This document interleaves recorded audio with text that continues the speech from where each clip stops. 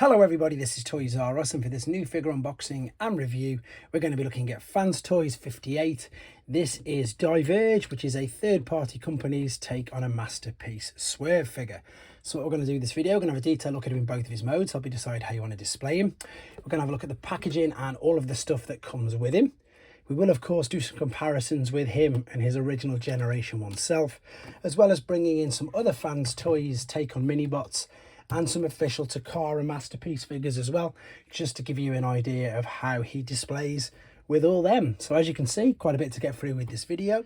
So if you're not subscribed to the channel, I can hit that subscribe button for me now, please. And I also need to thank Show's eStore, because that's where this was purchased from. And as you can see, they got it out to me nice, quickly and safely. Right, so I'm really enjoying these Fans Toys figures in all honesty. So thanks to Adam, one of my subscribers, who's allowing me to use his figures to do these reviews on. It is absolutely stunning. But before we get to the figure, I want to have a quick look at the packaging. So as I've said, it is Fans Toys. His name is Diverge. Now the reason he's called Diverge and not Swerve is because Fans Toys figures obviously transform, and Takara and Hasbro do not license them to do that, so they have to give them their own name. So funnily enough, there's some of the mini bots. The other two there you're definitely going to be seeing. I don't have the Hoffer one. I'm going to show you the different faces, and of course, as I say, in detail both of the modes. If you want to read the writing about him, I'm going to say you can pause or slow the video down to read that for yourself right now. The box itself is lovely. It's exactly what you expect from like a masterpiece figure. Really glossy, really vibrant, and indeed quite sturdy. The packaging itself is a bit of a nod to Japanese Transformers, because it's got the reference number into the actual polystyrene. He does come packaged as robot, but to be honest, he is mistransformed. I'm going to show you in a second. Here we have the additional heads and indeed additional helmets, so I'll show you them as well in a second. Let's just take these out of the bag.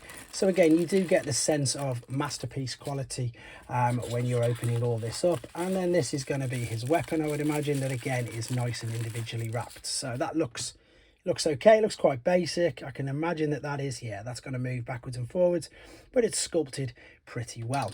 Right, let's close this up then. So you can probably tell, yeah, by the way he came in, he did have this part of his, I suppose, roof, head, whatever you want to call it, front of the car like this. But of course that's not how he should look. So what you need to do is you need to take this off, fold it all the way back and tuck it right behind him. Make sure it goes all the way back, and then that is how he should be looking, which I'm sure you'll agree does look much better. With regards to articulation, you've got the head, you can spin it all the way around. You can see make him look up and down as well, and it is a lovely looking face sculpt. Got the actual individual eyes, but you can, if you wanted to. Let's have a look at these. There is one of the heads with the visor, so you can see these slide. In fact, let me show you the two helmets first and foremost. So you've got one which is more the same color as the rest of the figure, that's a little bit lighter, and then you've got one which is more of the appearance of him. I think that's in the cartoon. They look like Magneto's helmets to me. So you've got these helmets, and then what you've got via the back, you've got these little, I suppose, slots, and you can indeed slot the heads on. So we've got visor, we've got normal, let's have a look at this. We've got normal eyes with a sort of laughing face, and indeed we've got normal eyes with, I suppose, a sort of yelling face. So what we can have a look at doing is taking this off here. Now I've not had a go at this yet. Oh, it is as simple as that. So there you go. Slide this out, pop the, I suppose, spare face, whichever one you want to, take it off. This is very fiddly, especially for people like me. You've got, I know, stubby fingers or something, but it's still not, it's not overly difficult. Perhaps some people use spudgers or tweezers, etc. But there we are. There's a different head, and I'm going to locate that.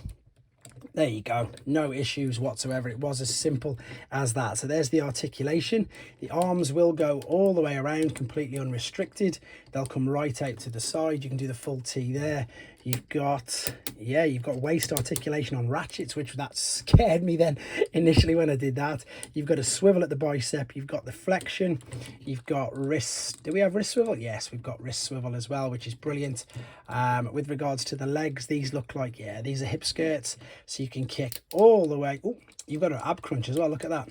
So let's stand him up first and foremost. You've got definite ab crunch there. That is, I think this part's to do with the transformation, but you've got definite ab crunch. As I say, the legs will kick all the way up, just past the point of the splits. They will go as far back until it's restricted there, but you've got a full knee bend, full 90 degrees, which will go all the way there. And then you've got your ankle tilt and rock with the toes as well. So super articulate, spectacular looking figure, to be honest.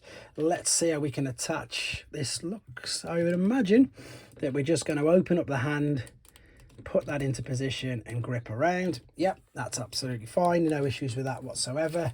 For a bit of fun, there's his original. Now, this is something I do want to stress, or do want to say that I'm really pleased with.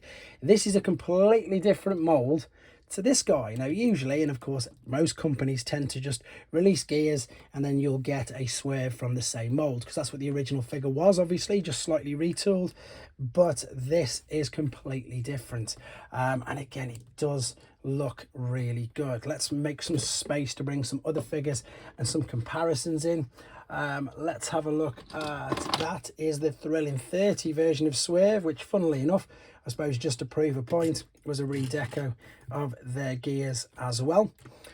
So there was another, I suppose, Generations Deluxe figure. I might bring that in a second, but I think what you really want to see, if you're collecting the Fans Toys figures, then this is their take on Pipes. He's a huge mini bot compared to these, to be honest.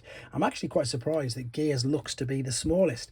I think he's the cheapest in the price range as well. But either way, these do look really, really good together. I'm going to bring in some more mainline figures in a second. I just want to show you more things on the figure. So we've looked at the articulation. We've looked at their detail in the head. Can you tell there? Yeah, you can, thankfully, that is some lovely translucent orange with what looks like, I suppose, robotic interior on the inside. It's completely fixed, so you can't take that out. There's borderline zero gaps. I mean, I suppose you could say that's a gap, but it's not too bad or too detrimental to the product. You've got the lovely, these are die cast, and as well as the chrome in the feet, in the toes. And to be honest, I think some of this feels, I'm not 100% sure, but yeah, all around the midsection, all of the legs you can definitely see is definitely die cast. It looks really good, and some of this paint, it's really reflective. It's a great color. It's just working, to be honest. I really like it. The tires are in fact rubber. We'll have a little bit more of a detailed look at that in the alternate mode in a second. So what I need to do is just give you an idea of size and scale for people who don't collect third party. So that's an idea of how big he is for Generation 1 figure collectors. So yeah, quite big, to be fair. Quite a big figure, even though it is basically a mini bot. With regards to some more up-to-date figures, what I mean by up-to-date is current. So core class, deluxe class, just a bit bigger than a deluxe class, in all honesty. I've got some other various figures I'm going to bring in a second. That's leader class, so obviously he's nowhere near as big as that, and he only just fits in on the screen. Let's move these out of the way. I've got X-Transbot punch, counter punch, so he's nowhere near as big as that. That was Optimus Prime going over. And then finally, just before we bring in some other third-party figures, some Hasbro mainline or Takara mainline masterpiece figures. So we've got Crosscut and Getsui, and I suppose that scales well with them because of course he is supposed to be a mini bot. Last few comparisons then. So for other people who collect other third party, but mainly legends, much bigger than your usual suspects of Iron Factory, New Age, Magic Square, and of course Doctor Wu. Right, I think that's pretty much all there is to say about the robot mode. It's definitely looking great. I love the fact that it's its own unique mold and not just a redeco and repaint of the Gears one. What we're going to do now then is come back and have a look at him in his alternate mode. Okay, then we're back. As you can see, he's already in his alternate mode. Apologies for no transformation process on this video. The main reason is to keep the length of the video down, and that's because as well I've uploaded a tutorial video to show you how to do it in detail. What I will say though, it is a brilliant homage to G1 in the fact that you can probably gather that the arms are coming into the top part and the legs do in fact fold over themselves. What I am going to show you in a second though is a little bit extra where you can attach the gun. But before we get there, let's have a quick look at the instructions, which to be honest they're not too bad. They are one of the easier ones to transform, to be fair, and they are a bit, sometimes with third-party instructions they're really difficult to understand. I'm going to show you this part in a second, which is a bit of an extra, and you also get a collector's card, which again is a nod to the Takara versions of Transformer figures when they were originally released. I'm going to also very quickly bring in original G1 Swerve just to give you an idea that he's clicking in of, I suppose, size, scale and where all the homages are from. It is great, isn't it? It's so good.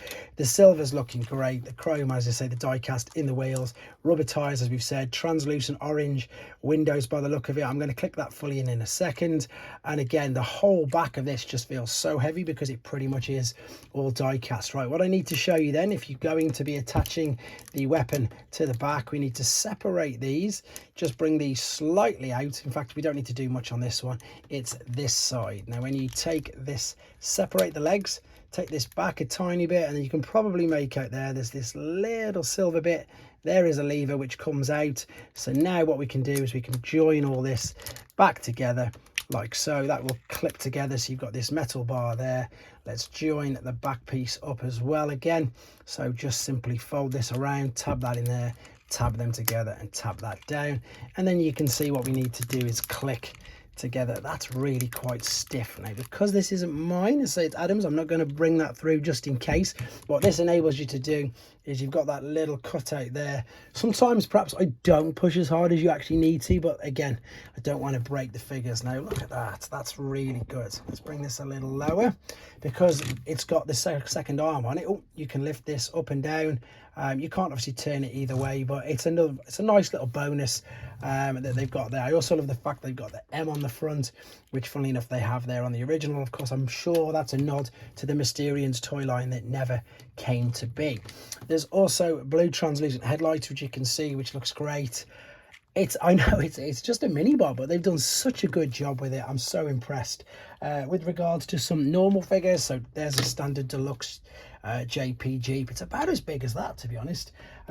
Lengthwise, it's obviously not as big as your deluxe drag strip, but obviously on the same hand, it's nowhere near as big as your main line. Oh, Takara Trailbreaker. That's purely because it is in fact a bigger figure. But I think that's pretty much it to show you with the alternate mode. It is good. It serves its purpose. You can tell it's Swerve. I've already said this 2-3 times, so the last time I'm going to say it, it's great that it's its own mold, not just a straight up repaint, which they could have done. Let's be honest, they could have saved a loads of money because people would still buy it. But what is great is the fact that it is its own mold and its own figure in his own right. And that is definitely, I think, all I've got to say regarding this figure. I think it looks great. It will display fantastic with these guys. They do look good together, and it's just nice, as I say, to get even though I say they're not Takara, perhaps this will give Takara the impetus as well to make more Masterpiece movie bots. Let me know what you think of them in the comments, guys. Take care.